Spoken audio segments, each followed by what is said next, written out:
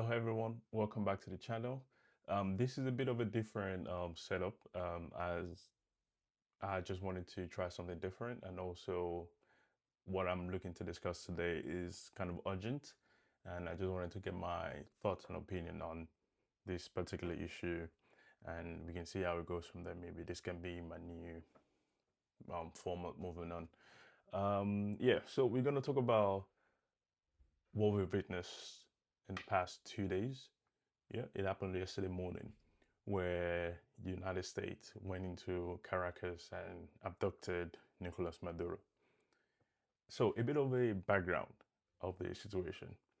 Um, so Venezuela is in the Western Hemisphere, or where we like to call the Americas.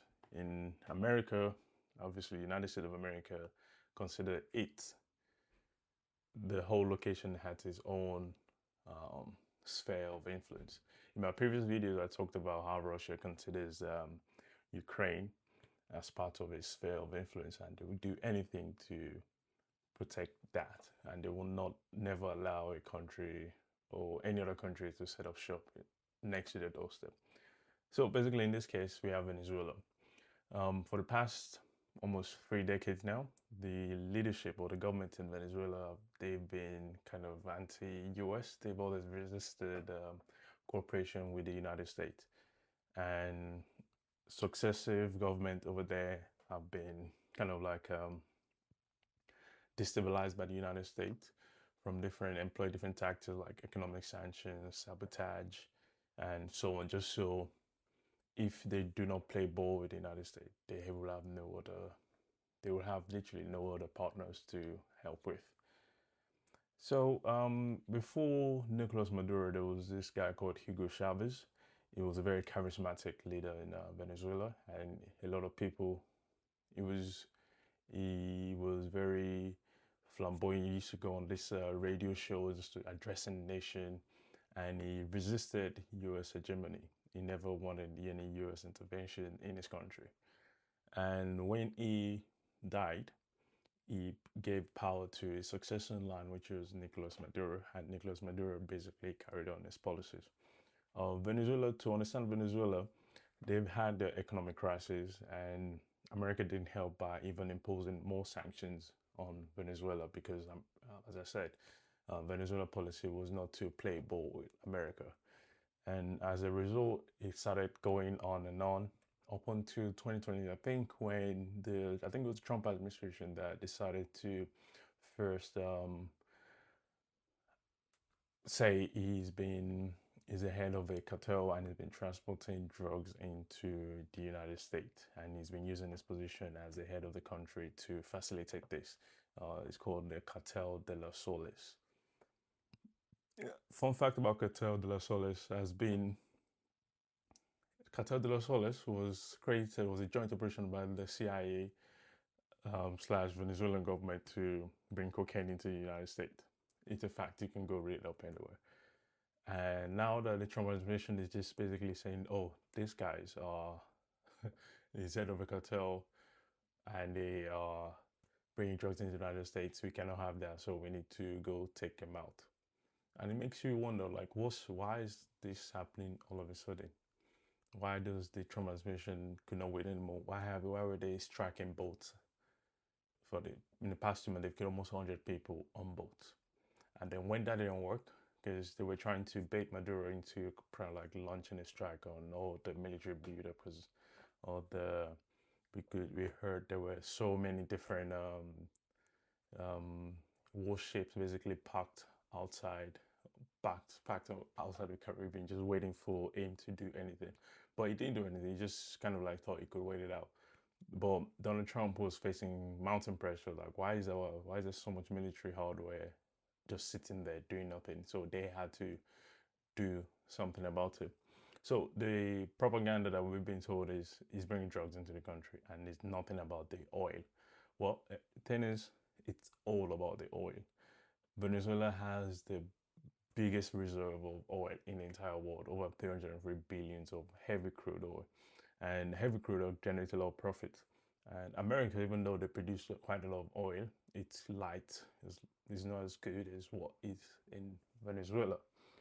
And as a result, America needed this. And from the press conference, I'm sure you've seen it yesterday. Um, Donald Trump said we need energy, and if we can get it, it's going to be good for us. It's going to be good for the world, and also for the Venezuelan people. And he said we are going to run the country. And when you say run the country, how does that mean? It's going to run in the sense like they ran Afghanistan up until 2021 and they were forced to leave. Because not everybody, I'm sure that some Venezuelans are happy about that this has happened because they've been under truly economic hardship for the past decades or so. And this seems like liberation for them for some. But not all Venezuela are going to be happy with the fact that a foreign country just comes in and just do whatever it wants, basically just take out their leader and just kind of like walked out of there. Even though thankfully there was no casualties on the floor, but it makes you think now. For the past, like if you studied or you were raised in the Western education system, we've always been taught about democracy, the rule of law, the rule-based international order, or sovereignty. What makes you think now? Like countries like Russia, they see this that America, how America behaves in its own backyard, which is in the Americas. They say this and they just say, "Oh, you can just go into another country just because you don't like who's in there, and you just decide to take whatever action necessary you deem necessary to be able to secure your own borders." America has done this in the past where they do covert operations, really like terrible stuff. But there's this thing called Pax Americana where they have like this velvet glove to do stuff where they try to sugarcoat and make everybody think it's fine. But Trump doesn't just disregard it, look down, just like, you know what, we're gonna do what we want to do because we want to do. And in the recent um, national strategy released by the Trump administration a few days ago, a few weeks ago, it basically outlined that we are no longer going to be the world police as it may. We are going to put America first. And being putting America first meaning breaking international rules, norms, and things we all hold sacred, that this is how a government should behave. All of that is out of the window now. Countries like China now looking at Taiwan. China is growing every day in military strength and also economic strength. They will look at this and they will say, oh, if this guy is able to just, if America is just able to go into whatever country they want to and do whatever they want, why can't we do it? No longer, what rules are going to we follow moving on? Because this is setting a very bad precedent. Like if basically means might is right, essentially. Like if I'm strong, I can do whatever I want. Rule of law out the window already. But anyway, I just went a bit of a tangent there already. So Maduro has been abducted from Venezuela and now is going to be facing drug charges in the United States. And say it as a way, we'll have to see because it's going to be going through the court system, and obviously they will have to provide evidence for, because they said he's a drug dealer, and we'd like to see where that leads.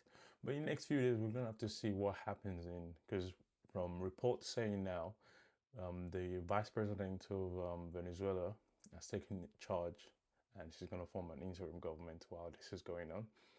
But removing Maduro from power doesn't mean the whole system collapsed. It wasn't built around just one man, even though he's a leader. The military is staying intact, the military hierarchy is staying intact, his policies are staying intact. And in Donald Trump's conference yesterday, he said he is going to allow US firms to invest in Venezuela. So what does this mean? So are they just going to go into Venezuela and just start investing? There's going to be some kind of boots on the ground, in my opinion. And people that are dissatisfied with this happening, it's just going to lead to there's going to be a power vacuum for sure. It's just going to lead to a whole lot of unforeseen unknowns. Like you don't know what you don't know. And it just seems very, and now America is going to have a